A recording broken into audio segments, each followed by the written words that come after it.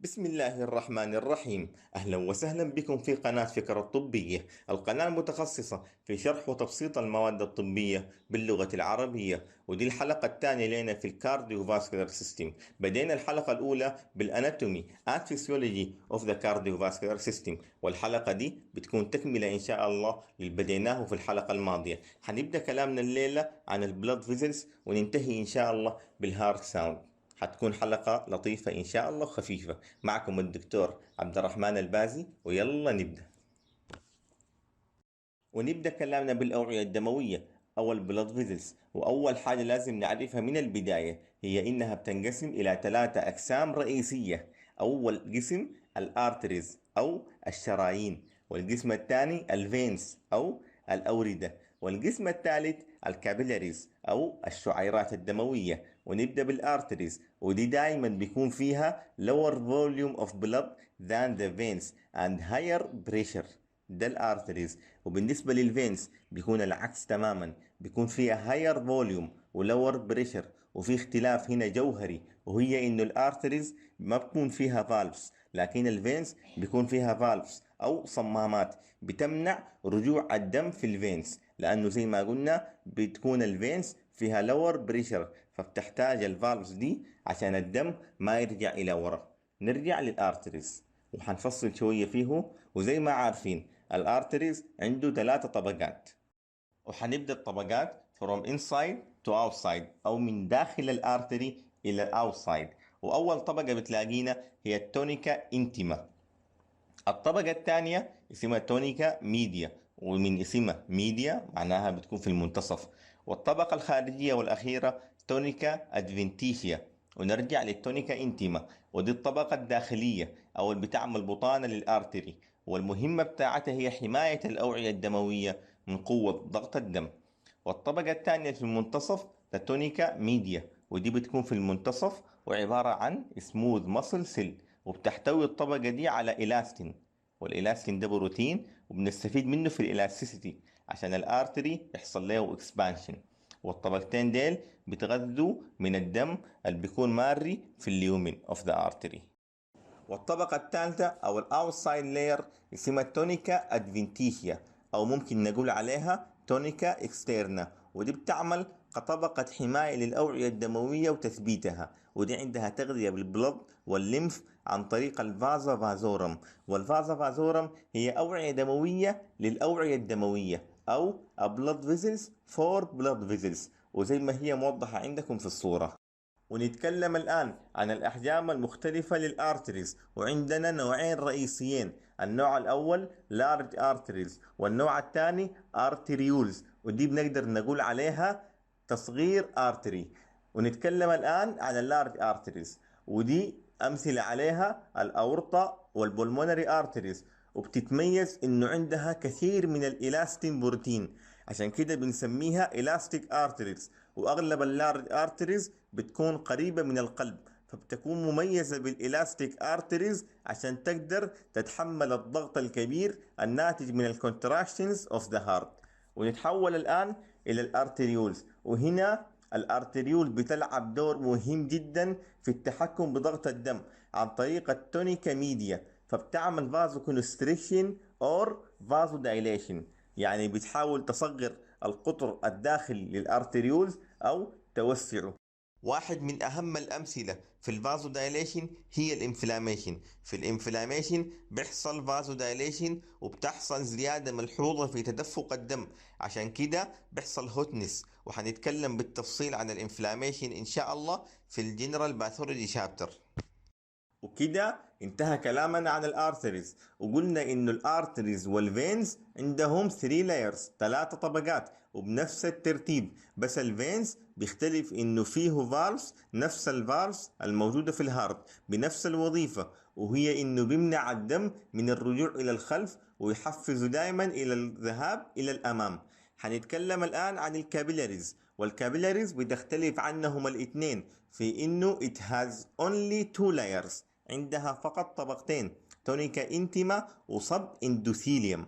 والطبقتين بيعبر خلالهم الأكسجين والنيوترينز من الكابيلاريز تو ذا تيشو، ومن التيشو بيطلع ثاني أكسيد الكربون والويست. وما محتاجين طبعا نكرر إنه الكابيلاريز موصلة بالفينيولز ثم إلى الفينز إلى أن تصل إلى الهارت عبر السوبيريور and inferior فينا كيفا. وكده انتهينا من الجزء الخاص بالبلد فيزلز. أتمنى أن الشرح كان واضح وممتع. نتحول الآن إلى النورمال هارت ساوند. قبل ما نبدأ النورمال هارت ساوند في فيسيولوجيكال تيرمز ومصطلحات مهمة محتاجين نراجعها الأول ونمشي إن شاء الله. نبدأ بسم الله. والبداية بتكون مع مصطلحين مهمين ولابد نفهمهم ونفهم الفرق بينهم شنو، وهم systolic and diastolic pressure أو ضغط الدم الانقباضي وضغط الدم الانبساطي. وكما لاحظتم الفرق واضح من الاسم، فضغط الدم الانقباضي أو السيستوليك بريشر هو ضغط الدم عندما يكون القلب في حالة انقباض أو when the heart is contracted. وعلى العكس والنقيض تماما ضغط الدم الانبساطي أو الدايستوليك بريشر هو ضغط الدم عندما يكون القلب ريلاكس أو منبسط، وهو مهم لأنه يعطي القلب فرصة ليمتلئ بالدم من أجل النبضة القادمة أو for the next contraction.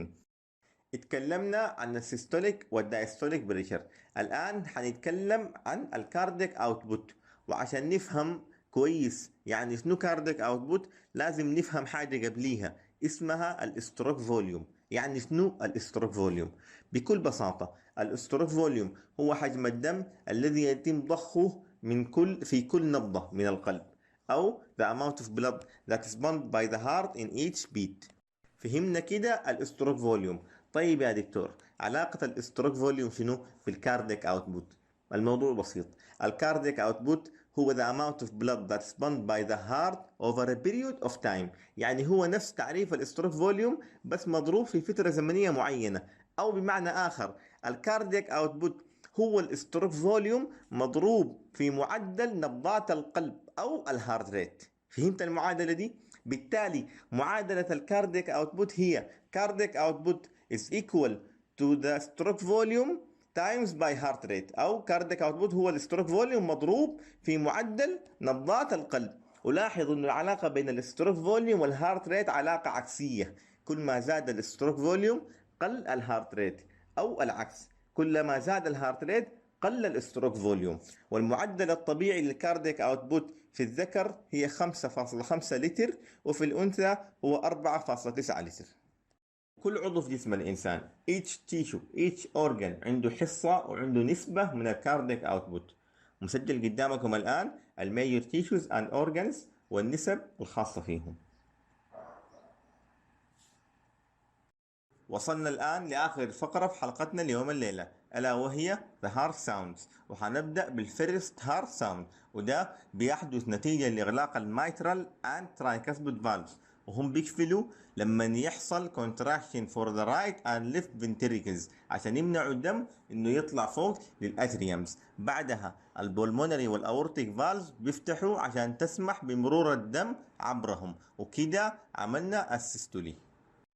كده البولمونري والاورتيك فالفز فاتحين. مجرد ما الدم مشى وطلع الاستروك فوليوم وقفل الاورتيك والبولمونري فالفز، هنا ذا سكند هارت ساوند ابير، بيطلع الصوت الثاني. وده زي ما قلنا بينتج من اغلاق الاورتيك والبولمونري فالفز وبيمنع الدم من الرجوع للهارت، ودي نهاية السيستولي.